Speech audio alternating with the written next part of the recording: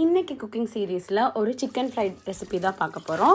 So ஒரு pan எடுத்துக்கோங்க. இந்த மாதிரி கொஞ்சம் நீளமான பேனாக எடுத்துகிட்டு நம்ம வந்து ஃப்ரை பண்ண போகிறது கிடையாது, ஆயிலில் விட்டு.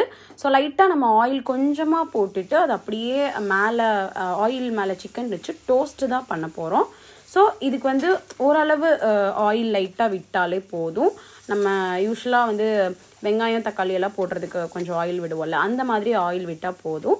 ஆயில் விட்டுட்டு அதுக்கு மேலே வந்து பீசஸை வந்து ஒன்று மேலே ஒன்று இல்லாமல் ரொம்ப நீட்டாக அப்படி அடுத்தடுத்து எல்லா சிக்கன் பீசஸுமே வந்து அந்த பேனில் ஆயில் இருக்கிற மாதிரி போட்டுட்டு அதுக்கு மேலே கொஞ்சம் ஆயில் விட்டுட்டு அது அப்படியே கொஞ்ச நேரம் வந்து விட்டுறணும்.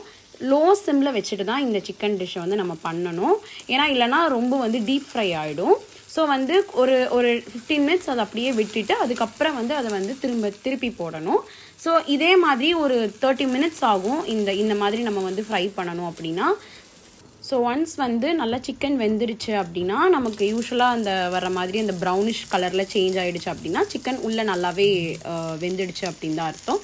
ஸோ இன்றைக்கி வந்து நம்ம வீட்டில் வந்து பிரியாணி பண்ணியிருந்தனால அதுக்கு சைட் டிஷ்ஷாக தான் வந்து இந்த சிக்கன் ஃப்ரை வந்து பண்ணியிருந்தேன்.